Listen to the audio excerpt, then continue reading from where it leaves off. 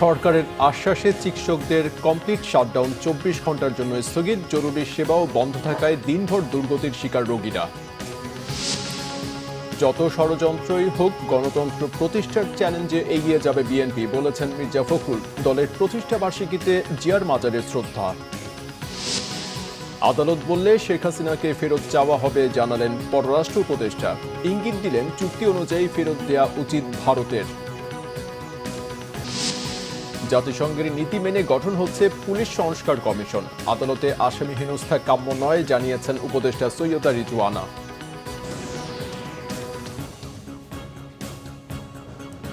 দেখছিলেন crown cement সংবাদ শিরোনাম। এবারে বিস্তারিত। দিনভর রোগীদের চরম ভোগান্তির পর কমপ্লিট শাটডাউন কর্মসূচি স্থগিত করেছেন আন্দোলনকারী চিকিৎসকরা। স্বাস্থ্য উপদেষ্টার আশ্বাসে পরে রাত ৮টার দিকে হাসপাতালের জরুরি সেবা চালু করেন চিকিৎসকরা। তবে বন্ধ রয়েছে আউটডোর ইনডোর সেবা।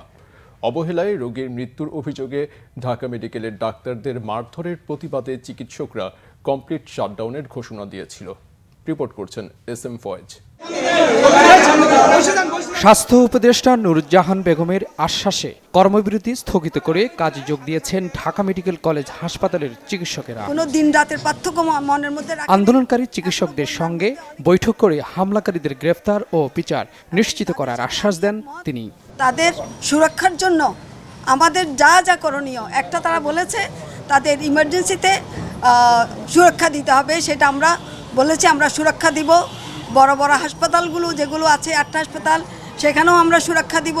ঢাকায় অলরেডি মেডিকেল হাসপাতাল অলরেডি জোরদার করা হয়েছে, সেখানে বিজেপি দেওয়া হয়েছে, আর্মিরও আছে, পুলিশও আছে। এবং যারা যেই সময় যে দায়িত্ব পালন করার কথা ছিল, যারা এটা পালন করতে পারে নাই, তাদেরকে আমরা জবাবদিহিতার মধ্যে নিয়ে আসব। সিসিটিভির ক্যামেরায় যে ফুটেজগুলো আমরা পাবো, সেগুলো বিশ্লেষণ করে আমরা তাদেরকে ধরবো। এ সময় ঢাকা মেডিকেল কলেজ হাসপাতালের পরিচালক জানান, চালু করা হয়েছে জরুরি স্বাস্থ্য সেবা। কমপ্লিট শাটডাউন আর নাই, কমপ্লিট শাটডাউন মানে হচ্ছে জরুরি সেবা সহ সব বন্ধ রাখা। সেইটা থেকে ওনারা সরে এসেছেন, ওনারা জরুরি সেবাটা এখনই চালু করছেন। তবে দাবি পূরণ না হওয়া পর্যন্ত কর্মবিরতি অব্যাহত রাখার ঘোষণা দেন চিকিৎসকরা। একজন ডক্টর, একজন সিকিউরিটি ফোর্সের সদস্য, সেটা হয়তোবা আর্মি হতে পারে, সেটা হয়তোবা পুলিশ হতে পারে, 1:1 সিকিউরিটি নিশ্চিত করে ঠিক তখনই যেসব হাসপাতালে এই সিকিউরিটি এনশিওর করা হবে, শুধুমাত্র ইমার্জেন্সি সেবা চালু থাকবে। কোনো ধরনের রুটিন সেবা, আউটডোর সেবা চালু থাকবে না। কর্মসূচি প্রত্যাহার নিয়ে প্রশ্ন করলে সাংবাদিকদের উপর ক্ষেপে যান কিছু চিকিৎসক। রোগী নিহত হয়েছে, ডাক্তাররা মার খেয়েছে, ভাঙচুর হয়েছে, এখানে আমার নিরাপত্তা কোথায়? আমি নিজেকে কি আমি আর এই একই সাথে ঘটনাগুলো দেখেন, সোহরাওয়ার্দী হসপিটালে সকালে, মুগ্ধা হসপিটালে বিকালে একই ধরনের নিটরে ঘটনা। সারা বাংলাদেশে এভাবে ইমার্জেন্সিতে আক্রমণ করা হচ্ছে এবং ডাক্তারদের নিরাপত্তা শূন্যের কোঠায়, নেগেটিভ। আপনি আমার জীবনের নিরাপত্তা দিতে পারবেন? পরে চিকিৎসকরা নিজেদের মধ্যে আলোচনা করেন, আবারও হাজির হন গণমাধ্যমের সামনে। যারা আমাদের ডাক্তারদের গায়ে হাত তুলেছে, সেই সকল চিহ্নিত অপরাধীকে 24 ঘন্টার মধ্যে আইনের আওতায় আনবেন এবং মিডিয়ার সামনে আনবেন। এর প্রেক্ষিতে আমরা ম্যাডামকে কথা দিয়েছি, আমাদের ডাক্তাররা শুধুমাত্র ইমার্জেন্সি ডিপার্টমেন্ট রান করবে এবং আউটডোর এবং ইনডোর সেবা যেটা, সেটা বন্ধ থাকবে। এই 5টা বাহিনীর সমন্বয়ে আমরা আমাদের চিকিৎসকদের সিকিউরিটি নিশ্চয়তা দিয়েছি এবং আমি এখানে উপস্থিত থেকে সেটা এনশিওর করব এবং আমাদের চিকিৎসকরা চিকিৎসা সেবা শুরু করবেন। এর আগে শনিবার মোটরসাইকেল দুর্ঘটনায় গুরুতর আহত এক শিক্ষার্থী ঢাকা মেডিকেলে চিকিৎসাধীন অবস্থায় মারা যায়। এর জের ধরে হাসপাতালে কর্তব্যরত চিকিৎসকদের মারধর করে দুর্বৃত্তরা। এর রেশ কাটতে না কাটতেই হাসপাতালে চিকিৎসা নিতে আসা আরেক রোগীকে কুপিয়ে হত্যা করে সন্ত্রাসীরা। উত্তেজনা ছড়িয়ে পড়ে গোটা হাসপাতালে। এ সময় হাসপাতালে ভাঙচুর করে দুর্বৃত্তরা। এ সময় সব ধরনের চিকিৎসা সেবা বন্ধ করে দেওয়া হয়। বিপাকে পড়েন হাসপাতালে আসা রোগীরা। কেউ বসে আছে, স্যালাইন দেওয়ার মানুষ পাচ্ছে না। আমি তো উপর থেকে ঘুরে আসলাম, ডাক্তার খুঁজে পাচ্ছে না, ইনজেকশন দিবে। একটা ইনহিউম্যান থিং, কোনো হিউম্যানিটিতে কোনো হসপিটাল কি জরুরি সেবাকে বন্ধ করে দেয়? ইমার্জেন্সিতে আমরা চিকিৎসা করার জন্য আসছি, তাহলে আমাদের চিকিৎসাটা কেন করবে না? ডাক্তারদের সাথে যারা অন্যায় করছে তাদেরকে শাস্তি দিক। আমরা তো ডাক্তারের সাথে কোনো অন্যায় করিনি, করছি। পরিস্থিতি নিয়ন্ত্রণে বেলা 11টায় জরুরি বৈঠকে বসে হাসপাতাল প্রশাসন। হাসপাতালের পরিচারক ও বিভাগীয় প্রধানদের উপস্থিতিতে এই সভায় নিজেদের নিরাপত্তা নিয়ে উদ্বেগ ও ক্ষোভ প্রকাশ করেন চিকিৎসকরা। এমার্জেন্সিতে জড়ো হয়ে একসাথে এসে আমাদের ডক্টর, আমরা 3 জন ছিলাম, কত দুঃখজনক চিন্তা করেন, 3 জন আমরা ডাক্তার ছিলাম, আমাদের সাথে এইভাবে ওরা নিঃশংসতা দেখায়। চিকিৎসক ও রোগীদের নিরাপত্তায় হাসপাতালগুলোতে সেনা, বিজিবি ও পুলিশ সদস্য মোতায়েন করা হয়েছে। SM Foyez, Bangla Vision, Dhaka. এদিকে চিকিৎসকদের ওপর হামলার ঘটনায় 2টি তদন্ত কমিটি গঠন করেছে মন্ত্রণালয়। একই সঙ্গে এ ঘটনায় জড়িতদের শাস্তি নিশ্চিতের কথাও জানিয়েছেন স্বাস্থ্য ও পরিবার কল্যাণ উপদেষ্টা নূরজাহান বেগম। সচিবালয়ে নিজ মন্ত্রণালয়ের সভাকক্ষে সংবাদ সম্মেলনে এই কথা জানান উপদেষ্টা। কথায় কথায় চিকিৎসকদের ওপর হামলা মেনে নেয়ার মতো নয় জানিয়ে নূরজাহান বেগম বলেন, সিসিটিভির ফুটেজ বিশ্লেষণ করে জড়িতদের আইনের আওতায় আনা হবে। চিকিৎসকদের দায়িত্ব পালনে প্রতিবন্ধকতা তৈরি হয় এমন কাজ না করতে সাধারণ মানুষকে আহ্বান জানান তিনি। স্বাস্থ্য উপদেষ্টা বলেন, তদন্ত কমিটির সুপারিশ দ্রুত বাস্তবায়ন করা হবে। নাগরিকদের উদ্দেশ্যে তিনি বলেন, আইন নিজের হাতে তুলে নেওয়া উচিত নয়। গাফিলতি থাকলে সুষ্ঠু তদন্ত করে ব্যবস্থা নেওয়া হবে। বিএনপি মহাসচিব মির্জা ফখরুল ইসলাম আলমগীর বলেছেন, বিএনপির অর্জন নস্যাতের ষড়যন্ত্র চলছে। আওয়ামী লীগ যে জঞ্জাল রেখে গেছে তা সংস্কার করতে হবে। বিচার বিভাগ, নির্বাচন কমিশন সহ যেসব সাংবিধানিক প্রতিষ্ঠান আওয়ামী লীগ ধ্বংস করেছিল তা সংস্কার করে অন্তর্বর্তীকালীন সরকার সুষ্ঠু নির্বাচনের দিকে এগিয়ে যাবে বলে আশাবাদ ব্যক্ত করেন তিনি। রিপোর্ট জাহাঙ্গীর আকুন্দের। 1 সেপ্টেম্বর বাংলাদেশ জাতীয়তাবাদী দল বিএনপির 46তম প্রতিষ্ঠা বার্ষিকী। স্বৈরাচার পতনের মধ্য দিয়ে দীর্ঘ প্রায় 16 বছর পর এবার বিনা বাধায় নির্বিঘ্নে প্রতিষ্ঠাবার্ষিকী পালন করছে দলটি। এ উপলক্ষে বিএনপির প্রতিষ্ঠাতা শহীদ রাষ্ট্রপতি জিয়াউর রহমানের শেরেবাংলা নগরের মাজারে সকালে ঢল নামে নানা শ্রেণী পেশার মানুষের। দলের স্থায়ী কমিটির সদস্যদের নিয়ে জিয়ার মাজারে শ্রদ্ধা জানায় বিএনপির মহাসচিব মির্জা ফখরুল ইসলাম আলমগীর। এ সময় জিয়াউর রহমানের আত্মার মাগফিরাত এবং দেশ ও জাতির সমৃদ্ধি কামনায় মোনাজাত করা হয়। পরে সাংবাদিকদের মির্জা ফখরুল বলেন, বহুদলীয় গণতন্ত্র প্রতিষ্ঠা সহ নানা সংস্কারে আধুনিক বাংলাদেশ বিনির্মাণে জিয়াউর রহমানের অবদান জাতি চিরদিন শ্রদ্ধার সাথে স্মরণ রাখবে। 2024 সালে যে স্বাধীনতা আমরা অর্জন করেছি তার জন্য বাংলাদেশ জাতীয়তাবাদী দল দীর্ঘ 15 বছর ধরে সংগ্রাম করছে, লড়াই করছে। বাংলাদেশ জাতীয়তাবাদী দলের 700-র বেশি নেতাকর্মী গুম হয়ে গেছে, 2000-এর বেশি নেতাকর্মীকে গুলি করে হত্যা করা হয়েছে, 60 লক্ষ মানুষের মধ্যে মিথ্যা মামলা দেওয়া হয়েছে শুধুমাত্র গণতন্ত্রের সংগ্রামের জন্য। আজকে আল্লাহর অশেষ রহমতে ছাত্র জনতারকে সঙ্গে নিয়ে আজকে এই দেশটা আমরা মুক্ত স্বাধীন পরিবেশে পালন করতে পারছি।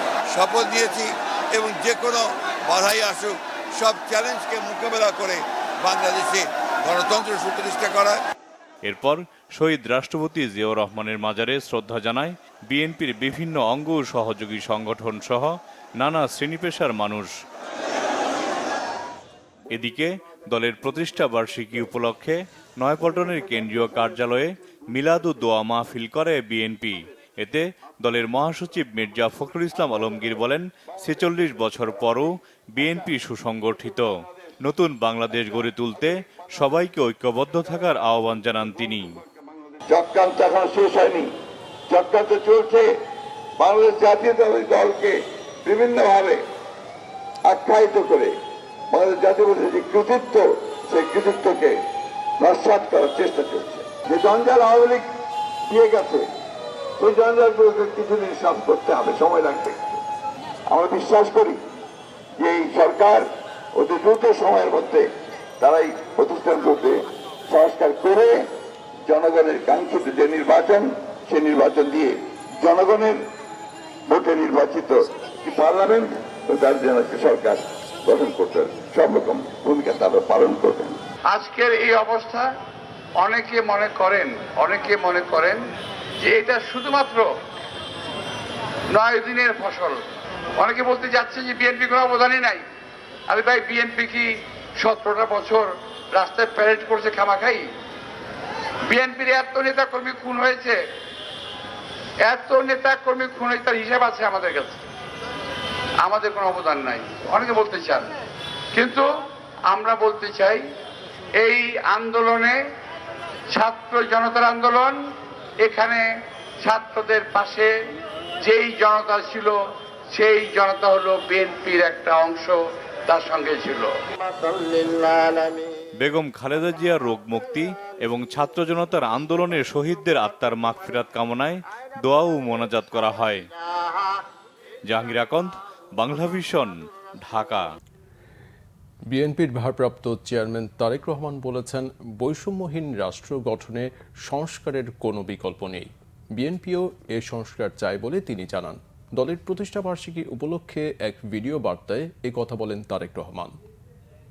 দেশকে জনতার কাঙ্ক্ষিত বাংলাদেশে রূপান্তর করতে রাষ্ট্র সংস্কার কার্যক্রমের কোনোই বিকল্প নেই। তবে রাষ্ট্র সংস্কার একটি চলমান, দীর্ঘমেয়াদী এবং ধারাবাহিক প্রক্রিয়া। টেকসই এবং কার্যকর উপায়ে রাষ্ট্র সংস্কার করতে হলে সংস্কার প্রক্রিয়ার সঙ্গে অবশ্যই জনগণের প্রত্যক্ষ অংশগ্রহণ থাকা জরুরি। আমাদের দল বিএনপি মনে করে, রাষ্ট্র সংস্কারকে কার্যকর করতে হলে দেশের রাজনৈতিক দলগুলোর দৃষ্টিভঙ্গি এবং কার্যক্রমেও স্বচ্ছতা নিশ্চিত করার বিষয়টিও উপেক্ষা করার কোনোই সুযোগ নেই। আমাদের আর পেছনে তাকানোর কোনোই সুযোগ নেই। পলাতক স্বৈরাচার জাতীয় জীবনের 15টি বছর কেড়ে নিয়েছে। সেই দুঃস্বপ্নকে দূরে ঠেলে দিয়ে দেশের জনগণের সামনে একটি বৈষম্যহীন, নিরাপদ, মানবিক বাংলাদেশ গড়াই বিএনপির আগামী দিনের লক্ষ্য। অন্তর্বর্তী সরকারের প্রধান উপদেষ্টা ডক্টর মোহাম্মদ ইউনূস রাজধানীর তেজগাঁওয়ে প্রধানমন্ত্রীর কার্যালয়ে অফিস শুরু করেছেন। এখন থেকে এটি প্রধান উপদেষ্টার কার্যালয় হিসেবে ব্যবহৃত হবে। ছাত্র জনতার গণ অভ্যুত্থানের মাধ্যমে গত 5 আগস্ট শেখ হাসিনা সরকারের পতন ঘটে।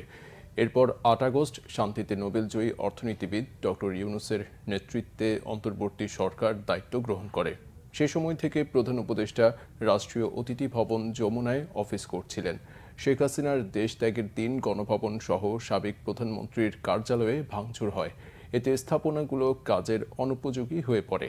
টানা 15 দিন ব্যাপী সংস্কার কাজ করে প্রস্তুত করা হয়েছে অন্তর্বর্তী সরকারের প্রধান ডক্টর মোহাম্মদ ইউনূসের কার্যালয়। এর মধ্যে কার্যালয়ের বাইরে ভেতরে নাম ফলক পরিবর্তন করা হয়েছে, বাড়ানো হয়েছে নিরাপত্তা ব্যবস্থা। প্রধান উপদেষ্টার সংশ্লিষ্ট সব কর্মকর্তাদের বসার কক্ষ ঠিকঠাক করা হয়েছে। আদালত চাইলে ভারতে পালিয়ে যাওয়া সাবেক প্রধানমন্ত্রী শেখ হাসিনাকে ফেরত চাওয়া হবে বলে জানিয়েছেন পররাষ্ট্র উপদেষ্টা তৌহিদ হোসেন। চুক্তি অনুযায়ী শেখ হাসিনাকে ফেরত দেয়া উচিত বলে ইঙ্গিত দেন তিনি। জাতিসংঘের সাধারণ অধিবেশনে যোগ দিতে সংক্ষিপ্ত সফরে প্রধান উপদেষ্টা ডক্টর মোহাম্মদ ইউনূস যুক্তরাষ্ট্রে যাবেন বলেও জানান তৌহিদ হোসেন। রিপোর্ট করছেন ইমরুল কায়েস। 5 আগস্ট ছাত্র জনতার অভ্যুত্থানে পতনের পর জনরোষ থেকে বাঁচতে ক্ষমতা ছেড়ে ভারতে পালিয়ে যান সাবেক প্রধানমন্ত্রী শেখ হাসিনা। এরপরই শেখ হাসিনাকে ফেরত আনা নিয়ে নানা মহল থেকে দাবি উঠতে থাকে। ভারতের সাথে সম্পাদিত বন্দি বিনিময় চুক্তি অনুসারে শেখ হাসিনাকে ফেরত আনা সম্ভব বলে মনে করেন আলোচনা সমালোচনাকারীরা। এ নিয়ে পররাষ্ট্র উপদেষ্টা তৌহিদ হোসেনের কাছে জানতে চাওয়া হলে তিনি বলেন, আইন অনুযায়ী শেখ হাসিনাকে ফেরত চাইবে বাংলাদেশ। যদি লিগ্যাল প্রসেস থেকে একটা প্রশ্ন আসে তাহলে আমরা তো ফেরত চাইতেই পারি, চাইব। যদি আইন আদালত আমাদেরকে বলে যে তাকে ফেরত আনার জন্য ব্যবস্থা করবো, আমরা সেটা ব্যবস্থা করার চেষ্টা করবো। ভারত দেবে কিনা সেটা তো তাদের ব্যাপার, তাদের সিদ্ধান্ত। সাবেক প্রধানমন্ত্রীর চুক্তি আছে আমাদের, চাইলে দিতে পারার কথা, কিন্তু সেটা কিন্তু আবার একটু লিগাল প্রসেস থাকে। তো আমি জানি না সেটা কীভাবে হবে, এটা স্পেকুলেট না করাই ভালো। তবে যদি আমাদের লিগাল সিস্টেম চায় যে তাকে ফেরত আনা হোক, আমরা অবশ্যই চেষ্টা করবো ফেরত আনতে। পররাষ্ট্র মন্ত্রণালয়ে সাংবাদিকদের তিনি জানান, এবার জাতিসংঘ অধিবেশনে যোগ দেবেন প্রধান উপদেষ্টা ডক্টর মোহাম্মদ ইউনূস। ইউএনজিএতে যাচ্ছেন, এটা সিদ্ধান্ত হয়েছে। তবে উনি খুব সংক্ষিপ্ত সফর করে চলে আসবেন, মানে যেটা ইনিশিয়ালি যে হয়তো ওয়াশিংটনে গেলেও বেশ কিছু কাজ হতে পারতো, কিন্তু দীর্ঘদিনের জন্য উনি যাবেন না, অল্প সময় থেকে খুব তাড়াতাড়ি নিউ ইয়র্ক থেকে ফিরে আসবেন। ভারতের সাথে সম্পাদিত সমঝোতা স্মারক দেশের স্বার্থে কিনা তা দেখা হবে বলে জানান তৌহিদ হোসেন। ইমরুল কায়েস, বাংলা ভিশন, ঢাকা। এদিকে বন, পরিবেশ ও জলবায়ু বিষয়ক উপদেষ্টা সৈয়দা রিজওয়ানা হাসান জানিয়েছেন, পুলিশ সংস্কারে কমিশন হচ্ছে, জাতিসংঘের নীতি ও পরামর্শ অনুসরণ করে সংস্কার হবে। সচিবালয়ে সাংবাদিকদের তিনি বলেন, গত 53 বছরে পুলিশ জনগণের পুলিশ হয়ে উঠতে পারেনি। যখন যে দল এসেছে তারা পুলিশকে নিজেদের স্বার্থে ব্যবহার করেছে। সৈয়দা রিজওয়ানা হাসান বলেন, আদালতে আসামিদের হেনস্থার শিকার হওয়া কখনোই কাম্য নয়। অন্তর্বর্তী সরকার তা সমর্থনও করে না। নিজ মন্ত্রণালয়ে কথা বলতে গিয়ে রিজওয়ানা হাসান আশ্বস্ত করেন, পরিবেশ বিষয়ক সহযোগিতা অব্যাহত থাকবে। মন্ত্রণালয়ের ব্যাপারে আস্থা তৈরিতে কাজ চলছে। জানান, বন্যার ক্ষেত্রে আগাম তথ্য দিতে উজানের দেশকে বলা হবে। কিসের প্রভাবে মানুষ ক্ষতিগ্রস্ত হয়েছে তা জানতে নোয়াখালী ও কুমিল্লায় গণশুনানি হবে বলেও জানিয়েছেন বন ও পরিবেশ উপদেষ্টা রিজওয়ানা হাসান। সেই ফ্যাক্ট ফাইন্ডিং মিশনে যদি আপনি কার্যপরিধি দেখেন, সেখানে উল্লেখ করা আছে যে এই ঘটনা যাতে আর কখনো না ঘটে, সেজন্য সিকিউরিটি রিফর্মস কি কি নিতে হবে সেগুলোর ব্যাপারেও তারা আমাদেরকে বলবে। আপনি এটাও শুনেছেন যে একটা পুলিশ কমিশনের কথা বলা হয়েছে। এগুলোর উদ্দেশ্যই হচ্ছে যে যা ঘটে গেছে সেটা তো আর আমি আন্ডু করতে পারবো না, কিন্তু এই ঘটনা যাতে আর কোনোদিন না ঘটে, সকলে মিলে পুলিশ কমিশনের মাধ্যমে কেমন করে একটা জনমুখী পুলিশ, বাংলাদেশ পুলিশ আমরা গড়ে তুলতে পারি, সেটাই হোক আমাদের ইচ্ছা। এখানে আমরা এবং আপনারা বলে কিছু নাই, বারবার আহ্বান জানানো হচ্ছে যে আমরা একটা পরিবারের মতন করে যেন সবাই কাজ করি, আমরা একটা শক্তি হিসাবে যেন সকলে কাজ করি। কোটা বিরোধী আন্দোলনে নিহত শহীদ শায়েক আসহাবুল ইয়ামিনের নামে একটি অডিটোরিয়ামের নামকরণ করেছে military institute of science and technology MIST, আর মুক্ত মঞ্চের নামকরণ করেছে শহীদ রাকিবুল হাসানের নামে। অডিটোরিয়াম ও মুক্ত মঞ্চের উদ্বোধন করে কান্নায় ভেঙে পড়েন দুই শহীদের স্বজনরা। ইমরুল কায়েসের রিপোর্টে বিস্তারিত। গেল জুলাই মাসে কোটা বিরোধী আন্দোলনের সময় সোশ্যাল মিডিয়ায় একটি ভিডিও ফুটেজ নাড়া দেয় সবাইকে। গুলিবিদ্ধ একটি ছেলেকে পুলিশের সাঁজোয়াজানের ওপর থেকে রাস্তায় ফেলে দেওয়া হয়। পরে জানা যায় ছেলেটির নাম শায়েক আসহাবুল ইয়ামিন। পরে রাজধানীর MIST-তে, আর মিরপুর 10 নম্বরে নিহত হয় MIST-র সাবেক শিক্ষার্থী রাকিবুল হোসেন। তাদের অবদানকে স্মরণীয় করে রাখতে একটি অডিটোরিয়ামকে শহীদ ইয়ামিনের নামে এবং মুক্ত মঞ্চকে শহীদ রাকিবুলের নামে নামকরণ করেছে MIST। সকালে একটি অনুষ্ঠানের মাধ্যমে এ নামকরণ করা হয়। এ সময় সন্তানদের নিয়ে কথা বলতে গিয়ে নিজেকে ধরে রাখতে পারেনি দুই শহীদের পিতা। কিছুক্ষণ পরে যখন চাবি নিয়ে এসে দরজা খুললো, দেখি স্টেশনে আমার ছেলে একেবারে ঘুমন্ত মানুষের মতো ডান দিকে মাথায় হেলান দিয়ে সে শুয়ে আছে। তখন ওর আম্মা মাথা ধরে কান্নাকাটি করছে, আমার ছেলে কি হয়েছে। তখন ডাক্তার বলছে যে না, আমরা তার কোনো ট্রিটমেন্টের সুযোগ পাই নাই, আমরা তাকে মৃত অবস্থায় এখানে রিসিভ করেছি। ওনারা আমার সন্তান এবং ইয়ামিনের মতো সাহসী ছেলের জন্য একটা সুন্দর অনুষ্ঠানের মাধ্যমে তাদের দুজনের নাম এই প্রতিষ্ঠানে স্মরণীয় করে রাখার জন্য যে ব্যবস্থা করেছেন, এর জন্য আমি কৃতজ্ঞ। তাহলে আমি কথা বলতে পারবো না। শহীদ ইয়ামিন ও শহীদ রাকিবুলের অবদান চিরস্মরণীয় হয়ে থাকবে বলে আশা করেন MIST-র কমান্ড্যান্ট। সত্য, ন্যায় ও সমতা ভিত্তিক বাংলাদেশ বিনির্মাণে তাদের এই ত্যাগ এবং অবদান যুগে যুগে তরুণ সমাজকে অনুপ্রেরণা এবং সাহস যোগাবে।